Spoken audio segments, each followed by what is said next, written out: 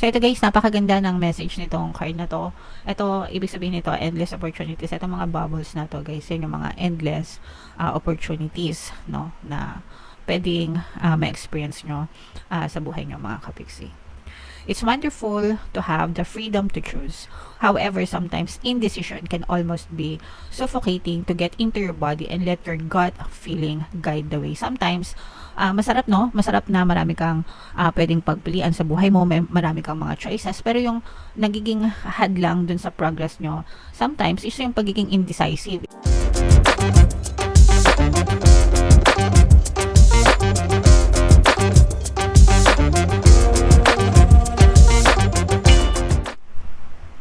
Hello guys, hello Aquarius, welcome back to Pinoy Pixie Tarot. Ang pamagat ng episode natin for tonight is messages from the universe para ngayong November to December para sa Aquarius, Sun, Moon, Rising, Sign, and Venus. By the way mga kapixie, naka-upload na yung inyong 2025 kapalaran para sa bawat zodiac signs. In case hindi nyo pa napapanood yung video nyo, punta lang kayo dun sa ating YouTube homepage. Hanapin nyo lang yung video para sa zodiac sign nyo. So, tingnan natin yung mga mensahe para sa inyo guys. Kung ano na lang yung makaresonate sa inyo, mga kapiksi, take that message. You're on track, mga kapiksi. Ibig sabihin nito, yung mga bagay na ginagawa mo, parang kung meron ka mga plano sa buhay, you are right on track, mga kapiksi, dun sa mga plano mo, no? Nagagawa mo yung mga gusto mong gawin on your designated time and schedule, ganyan. Kung meron ka mga sinet na goals, no, sa buhay mo, parang you are right on track, mga kapiksi. So, tuloy-tuloy mo lang yan guys, and be consistent hanggang sa tuluyan mong ma-achieve yung iyong success or tagumpay sa buhay, mga kapiksi. Another message, this is a water sign energy guys, Cancer, Pisces, Scorpio in reverse. For some of you, maaring may water element kayo sa inyong natal chart, or you may be dealing with a water sign. Eto guys, for some of you, pwedeng you are getting overly emotional over something or someone, no? Ibig sabihin parang masyado kayo nagiging emotional or hindi balanse. Pwedeng nagkakaroon ng imbalance yung buhay mo. Ibig sabihin baka masyadong nagiging lamang yung pagiging emotional mo versus sa pagiging logical mo sa pag-handle ng buhay mo, mga kapiksi. So yung emotions tsaka yung logical guys, dapat balance yun, balance palagi yung puso at isip, no? So yeah, wag masyado magpadala sa bugso ng inyong mga damdamin, mga kapiksi. Yan yung mensahe sa inyo, okay? And another message for you Aquarius, this is the time, this is winter season, mga kapiksi, no? So ito yung panahon, saktong-sakto kasi 'di ba, November, December, dun sa ibang bansa na merong mga 4 seasons, yan papasok na yung fall na sila, fall season na sila. So malapit ng mag-winter, mga kapiksi. And ito yung time na mag-relax muna kayo. I-assess nyo yung nangyari sa buhay nyo, especially ngayon kasi diba November to December. Kung nag-goal setting kayo ng 2024, ask yourself, diba, na-achieve nyo ba yung mga goals nyo? May mga nagawa ba kayo, diba? Umasenso ba yung buhay nyo? Umanlad ba? Nagkaroon ba ng progress? Na-stuck ba kayo? What you could have done better, diba? Yung mga ganun, mga kapiksi. So this is the best time for you to analyze and realign, no, your strategies based on your goals, lalo na kung magsiset kayo ng new goals or same goals by next year, mga kapiksi. Okay? So assess guys. Another message for you, up in the air. Ibig sabihin nito guys, maaaring may mensahe or news, balita na inaantay kayo or impormasyon na hindi pa dumadating, no? So just keep on waiting, mga kapiksi. And habang inaantay nyo, kailangan i-anticipate nyo na good news yung dadating sa inyo, no? If you plan to succeed but you prepare to fail, syempre kung ano yung pinaghandaan mo, yun yung mangyayari.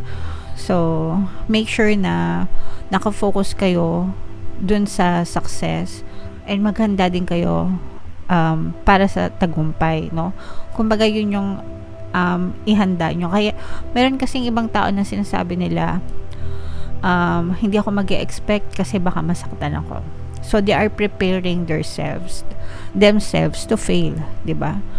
Na para pag nag-fail sila, hindi sila masasaktan. When in fact, nag-fail sila because yun yung pinrepare nila yung sa sarili nila na mag-fail sila. So that's not the right way to manifest things. Again, sabi ko nga, if you want to succeed, you have to prepare for success. Okay? Hindi pwedeng gusto mo maging successful pero hindi ka mag-expect na maging successful para hindi ka masaktan. So, hindi ganun. Kasi wala kayong talagang makitang resulta, mga kapiksi. Okay? And another message, Aquarius. Ito guys, ibig sabihin nito mga blessings, but maaaring may mga balakid kayo sa mga blessings or sa mga resources. And usually, yung nagiging balakid dito guys is yung mga limiting beliefs nyo, no? Una, yung kagaya nga ng sinabi ko sa inyo kanina, yung ibang tao, sinasabi nila na hindi ako mag-expect para hindi ako masaktan. So, ibig sabihin, na nakita nyo ba, nandun yung fear of rejection. So, kaya, yun yung na-experience nila. And anything na negative, mga kapiksi, galit, anger, hatred, resentment, grudges, yung pagrereklamo, especially pagdating sa blessings, nung complain, worry, yan yung mga number 1 na nagiging balakid sa ating mga blessings. So, alisin nyo yan guys, and you have to overcome those. And mag-shift kayo into gratitude. Gratitude is pagpapasalamat. The more na grateful kayo, the more na bubukas yung pintuan ng blessings sa inyo. Okay? And ito guys, mag-ingat kayo because maaari kayo may mga katampuhan, maka-conflict. Yun nga yung sinasabi ko sa inyo kanina guys, na iwasan nyo yung pagiging overly emotional or insensitive or sensitive, parehas, no? Yung pagiging insensitive sa ibang tao and yung pagiging sensitive din na sobra, overly sensitive naman. Ilagay lang sa tamang balanse, mga kapiksi. Baka meron kayo makaaway or makatampuhan or conflict, no? So, umiwas kayo sa mga ganong klaseng tao or sitwasyon, mga kapiksi. Okay? Alright. So, comment down below, guys, if feeling nyo naka-resonate. Ito, guys, mind nyo tong mga good news na to. Mind good news. Yan. Magandang balita. Dadating din sa akin ng magandang balita. Yan. So, yun yung i-mind nyo sa comment section. And comment down below, guys, if feeling nyo naka-resonate kayo para sa mga mensahe para sa inyo. Tingnan natin yung additional message for you, Aquarius. Shuffle ko to guys. Habang sinashuffle ko to, panoorin nyo muna yung video natin regarding sa ating paano mag-manifest ng abundance video course. Kapiksi, sawa ka na ba sa mga struggles at hirap sa buhay mo? Masipag ka ba at masikap sa buhay ngunit hindi ka pa rin umaasenso? Ilang beses ka na bang nag-attempt mag-negosyo at mag-invest pero palagi ka pa rin nalulugi? Sa pagkakataon na ito ay maaaring may subconscious beliefs ka na nagiging balakid sa iyong pag-unlad at pagyaman. Introducing, paano mag-manifest ng abundance video course. Dito ay matututunan mo ma-overcome ang mga balakid mo para tuluyan ka ng umunlad, umasenso, sumagana, maging matagumpay, successful at maswerte sa iyong kabuhayan, pera, trabaho, negosyo sa lapi at kaperahan ng bonggang-bongga. Dali, mag-send na ng email sa pinoypixitaro@gmail.com at simulan na ang iyong pagyaman ngayon. Alright, so sa lahat ng gusto mag-avail ng course guys, meron tayong promo ngayong November. Magbibigay tayo ng 500 pesos na discount until November 30 guys, kaya mag-avail na kayo. And meron din tayong bagong course guys, paano mawala ang third party at magkaroon ng harmonious na relationship para mawala yung mga kabit na mga jowa nyo guys. 20% discount naman yan until November 30, kaya avail nyo na guys. So, ito guys, napakaganda ng message nitong card na to. Ito, ibig sabihin nito, endless opportunities. Itong mga bubbles na to guys, yun yung mga endless opportunities, no, na pwedeng ma-experience nyo sa buhay nyo, mga kapiksi. It's wonderful to have the freedom to choose. However, sometimes indecision can almost be suffocating to get into your body and let your gut feeling guide the way. Sometimes, masarap no? Masarap na marami kang pwedeng pagpilian sa buhay mo, may marami kang mga choices, pero yung nagiging hadlang dun sa progress nyo, sometimes is yung pagiging indecisive. Ibig sabihin dun, indecisive, hindi makapag-decide kung anong gusto. Yun yung first step mga kapiksi towards abundance or success. Kailangan alam mo yung gusto mo, no? You should know what you want deep inside mga kapiksi. Kasi pag alam mo yung gusto mo, makakapag-focus ka buong energy dun sa gusto mo, and the universe will also then focus on what you want mga kapiksi. You have options and opportunities you may not have realized. The universe wants to give you what you want. Ayan o guys. So, again, the universe wants to give you what you want. The universe wants to give you what you want. Inuulit ko guys, no? Gusto ni universe na ibigay sa'yo kung ano yung gusto mo. And the universe is always answering to what you are thinking. Okay? Kung ano yung iniisip mo, iniisip ni universe na yun yung gusto mo. So, whether negative or positive yung iniisip mo, the universe is always hearing you, mga kapiksi, and therefore, gives you evidences of what you think of, no? Kung ano yung fino-focus ng attention nyo, mga kapiksi.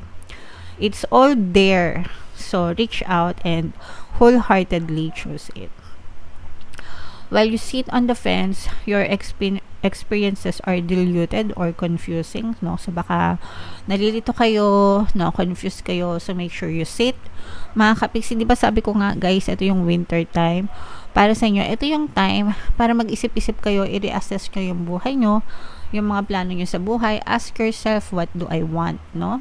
Ano ba talagang gusto ko? Ano ba talagang gusto kong mangyari sa buhay ko? So, itanong mo yun sa sarili mo and sagutin mo rin. Okay, pag nasagot mo na, send it out to the universe, mga kapiksi, para matulungan ka. Okay? We live in a time of choices. Sometimes reason and limitation direct our choices and we feel unfulfilled as a result. So, yun yung sinasabi ko sa inyo na dahil sobrang indecisive kayo, hindi nyo alam yung gagawin nyo, kung ano na lang, di ba?